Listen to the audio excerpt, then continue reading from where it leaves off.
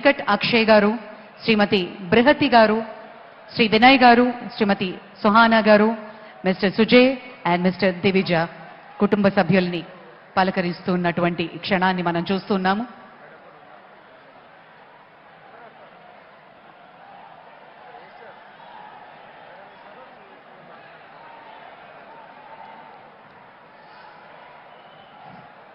శ్రీ రామోజీరావు గారు తెలుగుకి వెలుగులు అద్ది ఉషోదయ కిరణాల పసిడి వర్ణాలతో మురిసిపోయారు.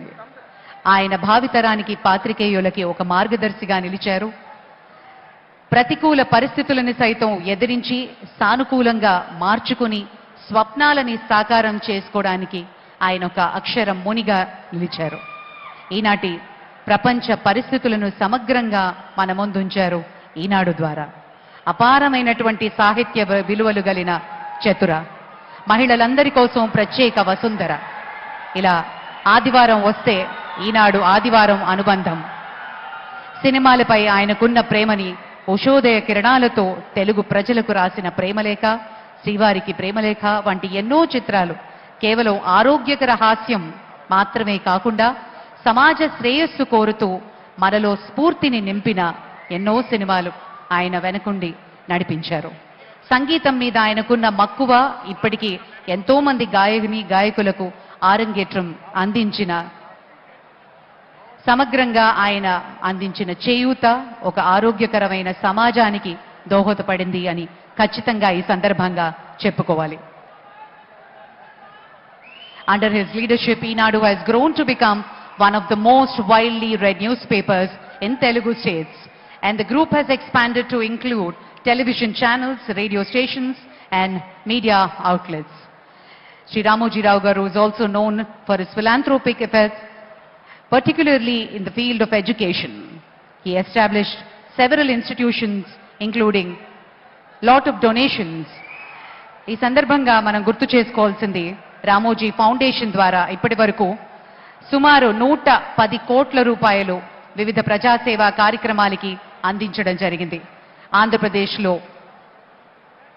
ఒక ఊరు, అలాగే తెలంగాణలో నాగులపల్లి గ్రామాల్ని దత్తత తీసుకుని ఆ గ్రామాలకు కావాల్సిన వసతుల్ని కూడా కల్పించారు.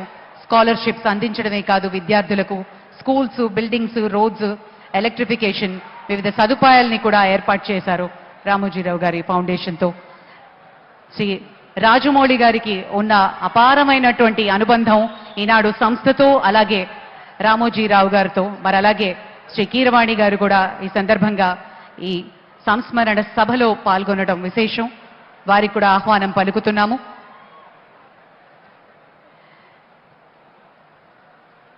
ఇక శ్రీ రామోజీరావు గారి పటానికి ఫ్లోరల్ ట్రిబ్యూట్ అందించబోతున్నారు ముఖ్యమంత్రి గారు. ఆయన నిలువెత్తు చిత్రాన్ని మనం చూస్తూ ఉన్నాం. ఆయనకి సందర్భంగా నివాళులు అర్పిస్తూ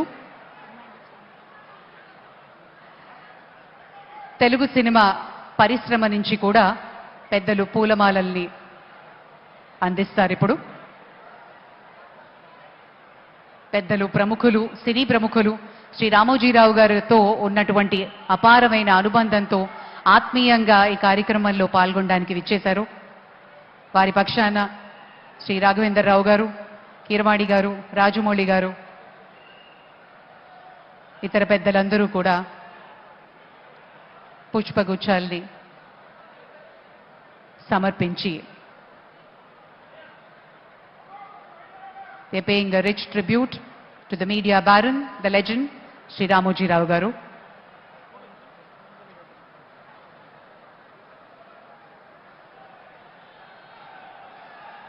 ఆంధ్రప్రదేశ్ ముఖ్యమంత్రి శ్రీ నారా చంద్రబాబు నాయుడు గారి చేతుల మీదుగా పుష్పాంజలి ఘటిస్తున్నారు శ్రీ రామోజీరావు గారి చిత్రపటానికి.